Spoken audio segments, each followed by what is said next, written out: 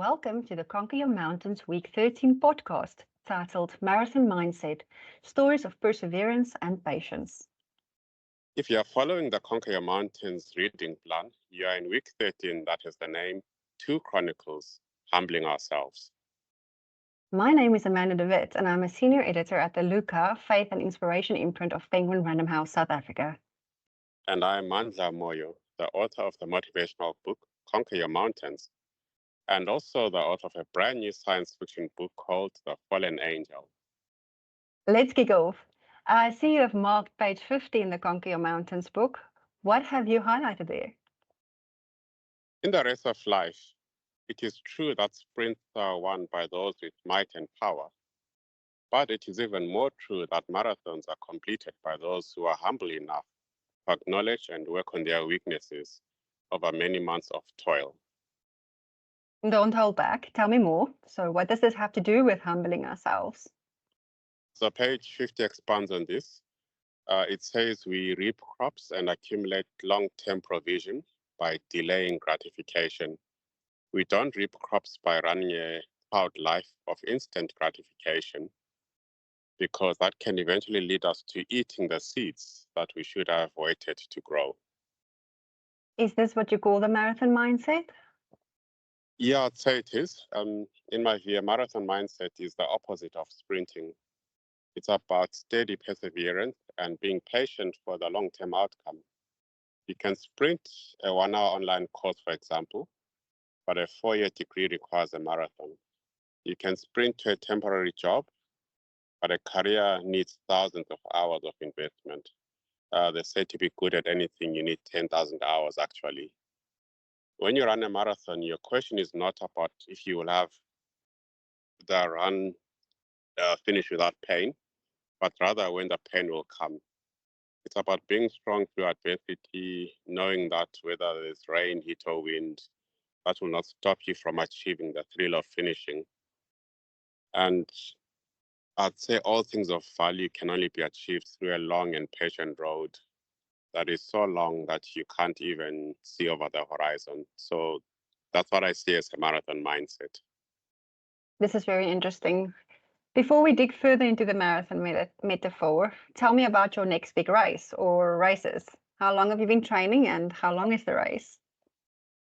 I've been living marathon metaphors for many years. So my next race is not quite a marathon. This year, I'm doing a few marathons, but more the 21Ks. I've got a 30K race this Sunday. And the training routine looks like about 40 kilometers to 60 kilometers a week. That's the investment I need to get to race day. I also work on eating strategies for the race, cramping strategies, and being ready to keep pushing over a run that will take almost 4 hours. Wow, good luck with that. Thank you. That sounds hectic. So for those of us who've never run a marathon before, how do you apply that marathon mindset to life? First of all, you need to be clear on your goal and how long it will take you to get to that goal. So in my case, if I run a marathon, I know it will take me 5 hours or even more. I'm not the fastest, but knowing how long I'll be on the road is important.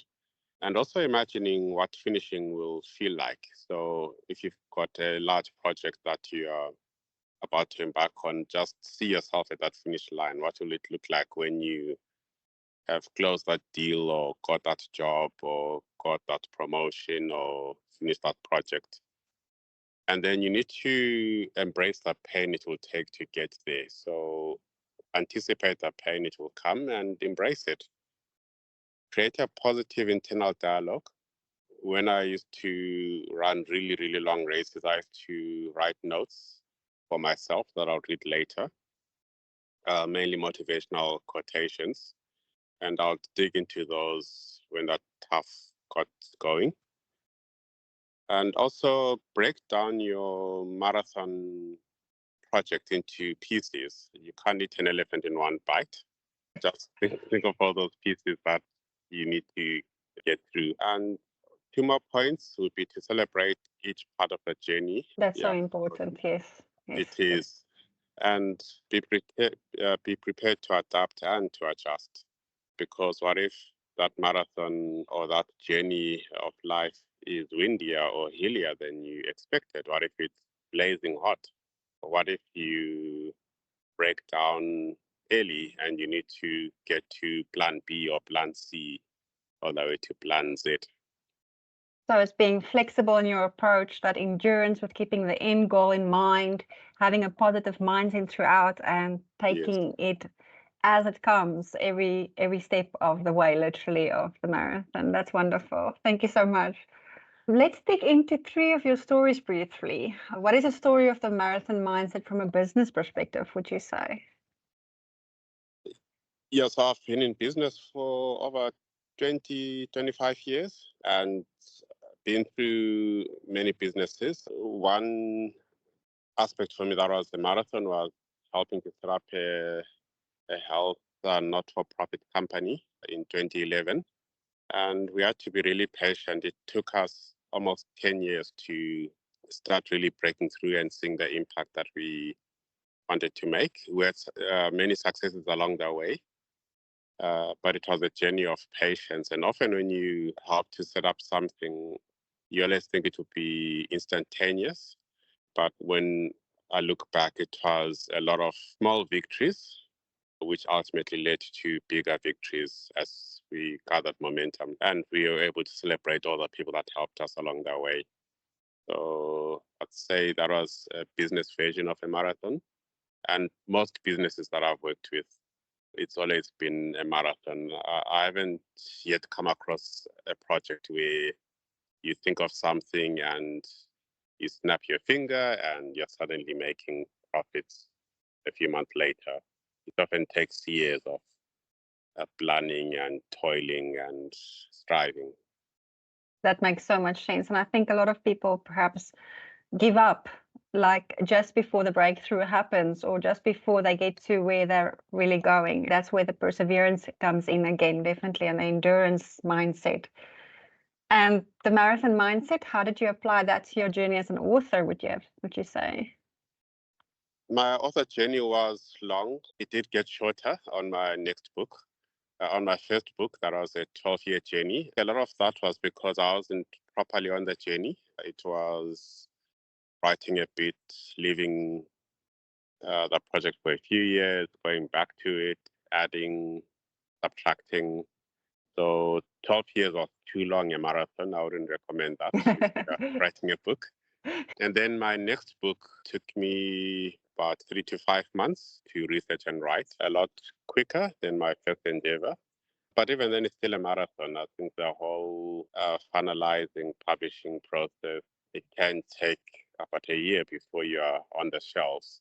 So you have to be really patient and focused. Absolutely. And I've often noticed, and in my experience, I've seen that the writing of the actual book is the tip of the iceberg. Yes. All the research and the planning and the character development and everything else that goes into it, that's the bulk of the work of writing. People always think the big job in writing is just sitting down and writing, but it's all the preparation leading up to that, the research and everything, and all the work that you have put in mentally and in the planning. So that's really a focused part of the marathon mindset, I would say. And last one in this section, the marathon mindset in your journey as a family man. How would you explain that and discuss that for us a bit? Yeah, raising a family is also not a sprint. My 2 boys are quite big now, men almost. And a family journey for me is been a 20-year journey as a parent. And Amanda, I know you're also a parent. It's not a quick journey. Yeah, even starting from changing nappies to preschool, high school, and all the key seasons of life. Yeah, I think raising a family is not a sprint, but it is also a very rewarding journey. Absolutely. With children, for example, and being with a family, it's a continuous everyday effort. It's not, okay, I've given my all today. I am now done being a family man at the end of the day. No, tomorrow morning you stand up and it all begins again. And it's that having that continuous mindset to pull you through it. And like every day begin again anew with a fresh start and a fresh focus. That's so true. And on your side, Amanda, describe the marathon mindset where you've had to wait for God to intervene in any situation. I think for me, it really came into play with my purpose and my career in really what I love doing right now as being a senior editor. I really enjoy my work and I really had to work hard to get here. I found my passion quite late in life. Or let's say I knew what my passions were and my skills and talents were, but I didn't know how everything was going to amalgamate in the end to bring it all together. Mm. So I only got into publishing in my late 30s, but I've always been a book lover and I've always been really great at project management and organizational skills, but I had to learn how to walk the road and see, because I wasn't always sure when God had me in a place like, why do you have me here, God? What am I doing here? What is the purpose of you teaching me these skills? And now that I look back, I see that every course I did, every degree I studied for, every job I had, it all amalgamated into this perfect little mix that makes me really enjoy what I'm doing right now and good at what I'm doing right now. So it took many years for my own career to develop into something fruitful, would I say, where I feel like I'm serving myself, I'm serving God, and I'm serving the community. So yeah, it took a while to get there. But now if I look back at it, I see that it was all preparation, that part of the iceberg that you don't see, that you don't notice. And like you say, it takes a while. There's no instant fix for these Yes. things. Working on a career, working on a family, working on a big project like a book, it's not a drive-through at a fast food restaurant where you can just order quickly, pay, and get to the next window and pick up your package. I think that was for me definitely one I of the like that lessons I've analogy learned. that it's not a fast food pickup. No, we're used to instant coffee and we're used to Yeah. instant food and we're used to so many instant things in today's life. And people have lost some patience and some Yes. perseverance in the course of it because we are so used to everything being instantly available. So I But think those also if you think of the instant food, it's actually not that instant. It's instant for you when you get it or when you get that instant coffee. But all it means that someone else has spent hundreds of hours preparing it, so that by the exactly. time you got it, it was instant. So maybe there is no instant anything. Absolutely. And that actually like nails the fact down that nothing really is instant. For everything, there's hard work. So whether you're doing it or somebody else is doing it and it just seems instant, there was still preparation. Yes. There was still ground laying and foundation like boring and all those kind of things. So yeah, definitely. So enough about me. What are famous stories of people who made it after years of perseverance? I heard of quite a few. So Yeah, one of them was Walt Disney. The whole Disney empire has endured for, I think it's been over 100 years now. But the interesting thing is that when Walt Disney was setting up, uh, he had numerous setbacks. When he was on his way to his dream, he was actually fired for lacking creativity, which is odd when you think of what he created. And he went bankrupt a number of times. It took him 8 years for his first big breakthrough when he came up with the Mickey Mouse concept. And that's one of the characters that has endured, yeah, for many decades. And it's just amazing to see people in business like that persevered in the days when they probably wanted a sprint, but they ended up in a marathon. that's very inspirational. So tell me more about these lessons from Walt Disney. One lesson there is to keep searching for a breakthrough and also not to hold back just because someone has criticized you. So if Walt Disney had shrunk because he was told that he wasn't creative enough, imagine all the situations that the world would have missed out on. So for me, the biggest story there is perseverance. You do have to learn your lessons though. So often when you get feedback, it's not that you must ignore it. I think you need to process it. And some feedback is good. I think all feedback actually takes you further along on your path. And another example that I know you like, Amanda, is Thomas Edison. Oh, yeah, definitely. He always say to me that when his light bulb, because he invented the light bulb, but I remember you said to me a few weeks ago that after all the failures, he said that he had found 10,000 ways that don't work in creating a light bulb. And I know you like that example. Absolutely, because it's such a positive approach to failure. And I like one of the other quotes that I really like was that failure is a necessity for success. Yes. You have to want to be willing to fail because you will see how it doesn't work and what you then don't want. So yeah, that's one of the things I really like about Thomas Edison and his attitude towards 10,000 failures. And do you come across failure and success in the publishing industry?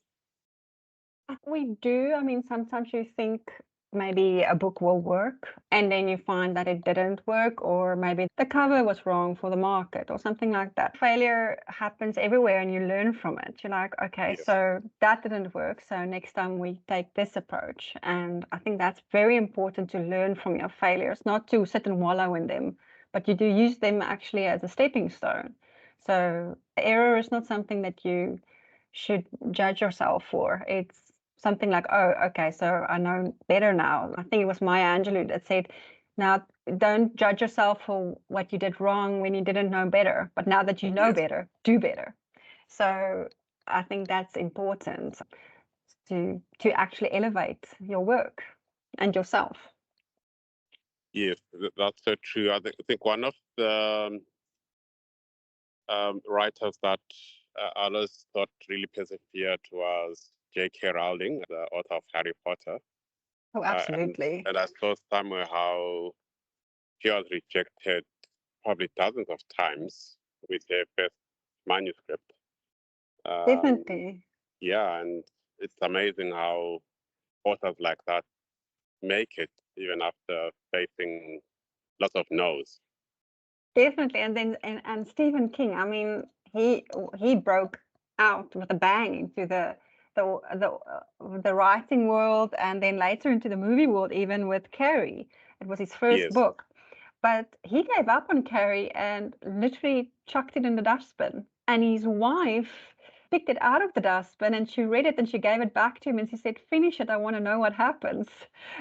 So if I mean, that was something he gave up on, and completely, Yes. like putting it in the dustbin, that's completely giving up on it, until somebody handed it back to him and said, listen, just because you don't believe in it, I believe in it. I want to know what happens. And so if it wasn't for that, he wouldn't have been published, and he's one of the most famous authors today. I mean, so yeah, that's also another great example of failures. I think I've read somewhere that his first book is still today not published. So Oh, wow. also, yes, so he also Yeah. has some failures. So there's quite a bit of that. Yes. Yeah, all those lessons really talk about these people having the marathon mindset where they could have given up, but they kept pushing. As we end today's pod, there's so much that we can take away from all these examples. So we've spoken about J.K. Rowling now, but you also wrote a science fiction book, which is a crossover on a fantasy. So are there similarities? Yeah, so they are similar in terms of the supernatural world. So if I compare to all these other science fiction authors, what stands out with The Fallen Angel is besides the high tech in this world, it's also the enduring battles about angels and demons, and yeah, battle between good and evil. And interestingly, all these stories, there's always a big battle out there in the background. Classic thing is it's the big battle out there, but they also have their inner battles. Let's end there before we give it all away. So we'll chat again next time.